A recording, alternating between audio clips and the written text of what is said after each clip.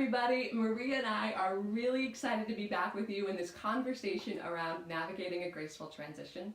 This is the third video in this series, and we've had some really interesting conversations and responses from people in the first couple videos, so we're excited. Yeah. We're really glad to be here. And Maria, when we were talking earlier, you said you had this burning question you wanted to ask. Well, so I noticed that there's a thread in some of the feedback we've been getting around this question of taking care of oneself, to being kind, especially when life is stressful. And it reminded me of one of the first sort of transition workshops I gave. It was in 2008, right, when the economy fell and people lost their jobs literally overnight. And there was a woman in the weekend workshop I was giving who said, I've been in the same industry for 30 years. I just lost my job. I have kids at home.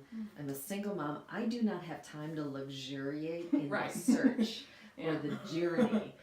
Like she's like, yeah. And I noticed that I'm putting so much stress on myself to get the next job, the right job, right salary lined up, that I'm miserable. Like I am miserable. There's no part of me that is feeling good about this. And so she brought to mind the same thread that we keep seeing in the conversation, which has to do with what does kindness look like when transition comes in an unwanted fashion? What do you have to offer from the coaching world? From the coaching perspective, the first order of business when we are feeling overwhelmed or something happened that we didn't plan, or we planned it and then it took a left turn and now we're suddenly dealing with things we didn't expect, is getting to a resourceful state of mind. Interrupting that fight or flight response. I love that. Say that again. So, to a more resourceful state of mind. Okay. That is the first order of business, because we will be pulled in moments of fight or flight when the stuff hits the fan to abandon ourselves.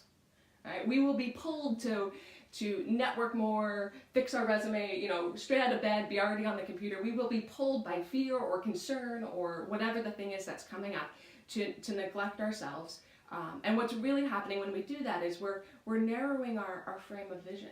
Okay. We know, even from a physiological point of view, that when we're in that fight or flight response, our vision physically gets more narrow. And so we can also think about that metaphorically, of that we just stop seeing as many possibilities or opportunities. So self-kindness is the ticket to a more resourceful state of mind. Wow. That's where we start. I love that. That is like such a direct pathway. When you're kind to yourself, your mind works better. You want your mind to work better under stress, so let's start with kindness.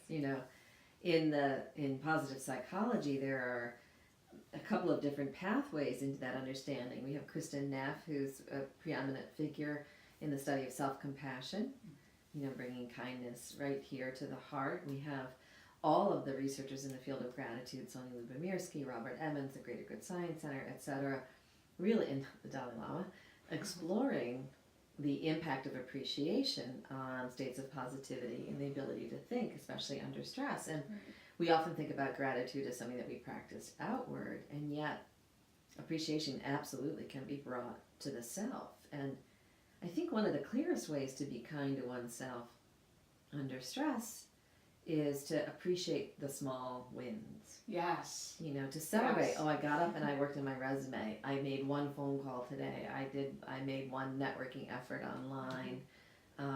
I was brave in my language to the human resources director, to really celebrate the small wins. That's an act of kindness. Yes, and I think there's a term that you use that really speaks to me, because it can feel easy when we're getting to a resourceful state of mind for it to come across as selfish, right? We have this connotation that taking care of ourselves is a selfish move. Yeah. We should be doing everything else. And I have heard you use the word self-full. Right. Will you break that down? Because I love that. I love when you say that. So that's a phrase that actually comes from Tal Ben-Shahar and Megan McDonough, the founders of Whole Being Institute, who talk about how we tend to get polarized into feeling like we're being selfish or selfless. And neither of those states is actually healthful. Whereas self-full is inclusive of the other, inclusive of other people's needs and so on, and also inclusive of ourselves. So we're actually putting ourselves in the equation, but not in a self-centered way. Right.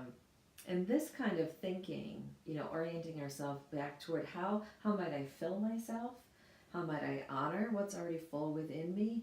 How might I be loving to myself? Brings us to a state of what I call positive self-regard, where we're living into self-respect, self-appreciation, self-dignity, and a little self-love. All of which is necessary to really figure out what's the next best move, don't you think? Right, absolutely, because that's where we're going to recognize our strengths. That's where we're going to recognize the things innate within ourselves that we can, you use this phrase and I love it, lean towards. Right. Right, because it kind of, we don't have to perfect it, we don't have to be suddenly, you know, seeing all of our strengths, but we can lean towards something within ourselves, some resource within ourselves that can help us navigate that change as it happens. So leaning toward kindness, what does that look like for you? I know for me that often looks like a walk in the woods or a bath, a bubble bath, or you know, really, really calling the best people in my life who love me no matter how messed up I might feel in the moment and who say nice things. Yes. You know, so what might kindness look like for you? For me, it's unrolling my yoga mat. And I might not get a full hour in when everything's hitting the fan, that I've got a lot going on, but it's just unrolling the mat and getting on there for 10 minutes and moving my body. Something about physically coming in motion lets my mind quiet for a moment. Okay. So it's usually some type of physical activity, even if it's just stretching. Right. Even if it's nothing vigorous, it's just enough to switch my mental game a little bit. And I suspect sometimes it's literally just the unrolling of the mat. Like just there is. I'm trained Pavlovian, the sound of that, like calling up. It's just like, oh yeah, this is my time for the next 10, 15 minutes, whatever I've got. Right. And those are the days though where my mind will tell me to skip it. It is the days I have come to know that the days when my mind says no. If you don't do your yoga today, you could get a few more minutes of X, Y, and Z done. Striving done. Right. I could push a little harder, and that's now my trigger. As soon as I hear my mind say, don't do it, I'm like, oh, that's my reminder that it's probably the best time. You know what I'm learning from you, from this conversation, which is something I hadn't ever connected before, which is that even under deep stress, like this single mom with kids at home needs a salary, doesn't have time to luxuriate in this, you know, inner journey for 12 months, is that there is a place for sweetness under stress. There really is a place for sweetness. The other beautiful thing about kindness is, as we model that during times of difficulty, those around us see that is an option. Yes, right? And it seems like it's permission giving. Like when we give ourselves permission, I love when you say sweetness, to kind of be in that sweetness, we're giving others permission to rise up and do the same for themselves. Right. Yeah. So I'm really curious. I'm curious with everybody who's been interacting with us so far, or if you haven't spoken up yet, please do. What would it look like for you to be self-full? What would be the small, doable action that would give you an opportunity to get to a slightly more resourceful state of mind? I want to hear about it. Yeah. How do you bring kinship to yourselves? Yeah. That's great. See you next time. See you later. Bye-bye.